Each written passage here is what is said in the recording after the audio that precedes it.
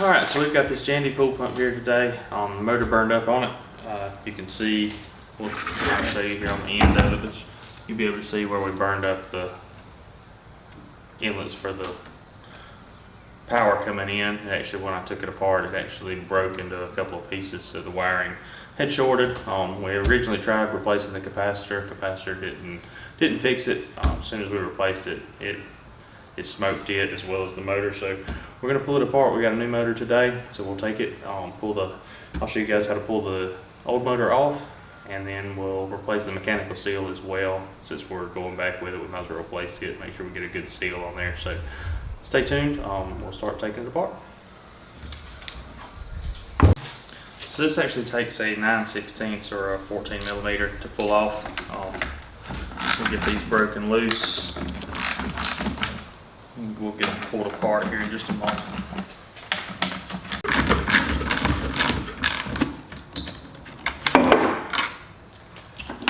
Alright, so we've got the 6 bolts out. I'm going to go ahead and separate this. Pull it apart into 2 pieces. You can see the kind of the housing comes off here, and you start seeing the other components there of the motor. You can see the impeller here. There's a couple of screws here that we're going to pull out.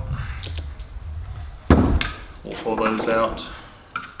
Just a Phillips head screwdriver pops that inlet off.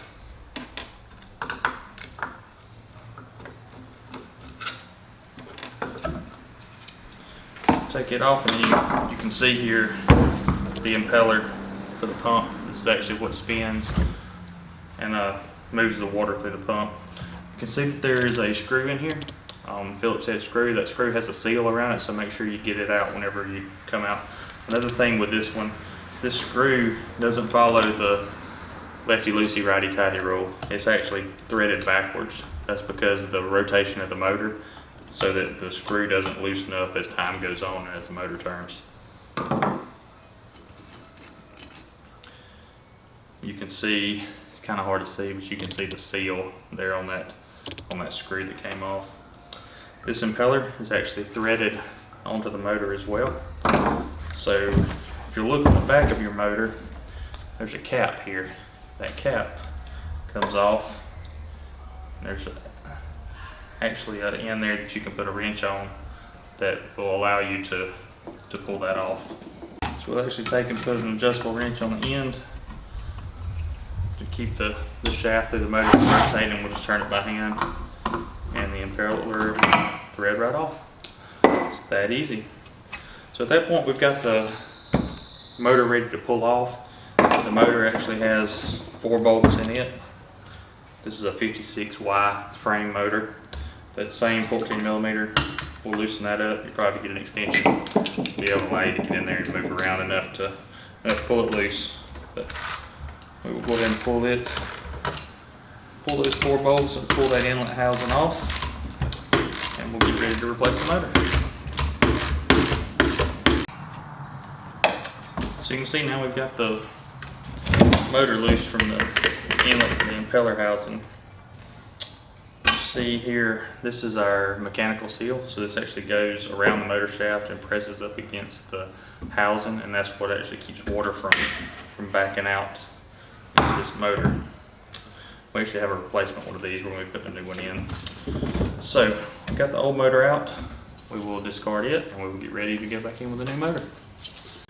Alright, so we've got our new motor here. It's a little bit different, very similar though. So we'll just go back in the reverse order, put everything back together, and we will put it back in service. We're going to go and, you can see how messy this is, we're going to go clean it up though before we get started. Alright, so we got everything rinsed, got it back together, so we'll go back together in reverse order from what we took earlier, and you'll see us reassemble.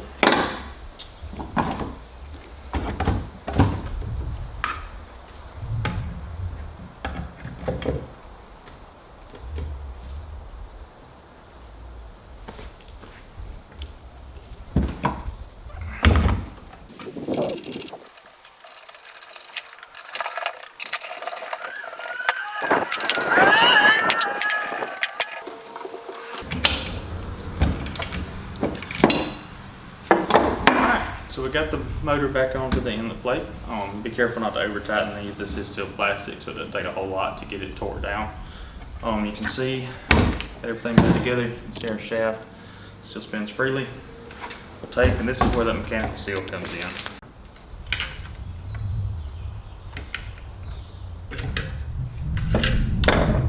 So you can see we pulled out a replacement seal. This kit comes with a new inner seal and also the mechanical seal. You can see spring on here, and that's what actually holds tension against it. We'll look at it a little closer.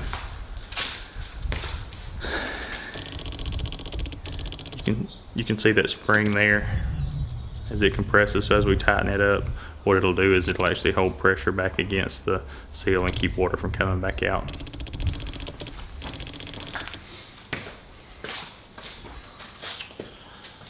So we'll get ready to reassemble.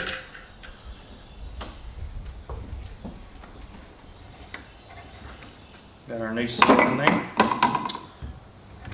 Push it down as tight as we can get it.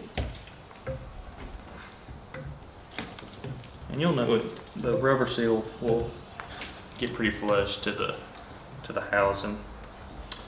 You'll make sure that the white part is actually outside. So we'll put our new mechanical seal in there. Make sure it seals up tight.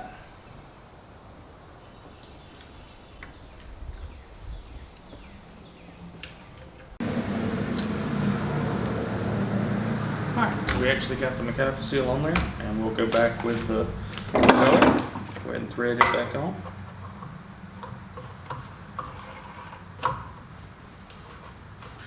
You can tighten it up. I'm going to pull this cover off and get it tight.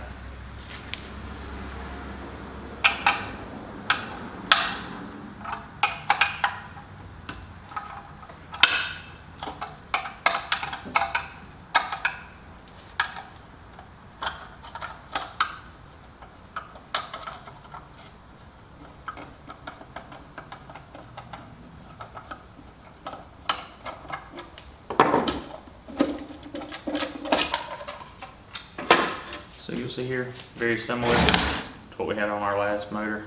But we'll just hold that with our adjustable wrench. Doesn't have to be incredibly tight, but you do want to get it hand tight. The motor will actually rotate and tighten the impeller up against the mechanical seal. And as you tighten that impeller, you'll compress that mechanical seal against that spring. Got our impeller back on there. You can see it spins freely. So we'll go ahead and start putting the diffuser back on, which was that little plate that had the two screws that we looked at earlier. You can see how it looks. Got the serrated guides around it.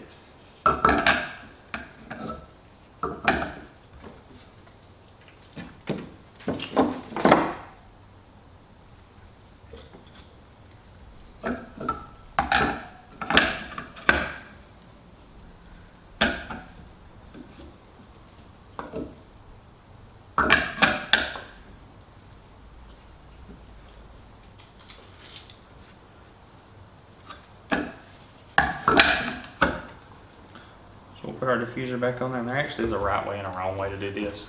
You'll see that there's an arrow pointing down, and it points down to this point on top of that diffuser plate.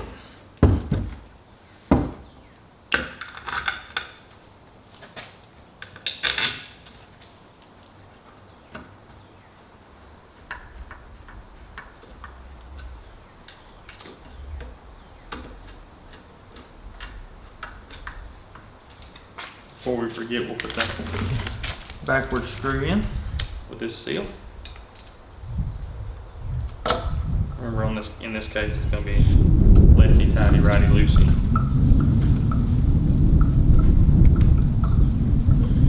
You want to make sure that you have that seal on there as well, one we talked about earlier.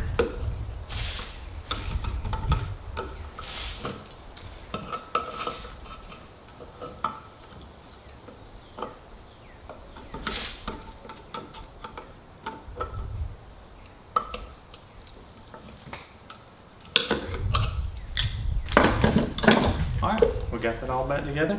The motor still turns freely. We'll go ahead and put the cover back on, put the housing back on. Those are those 6 bolts we pulled out earlier.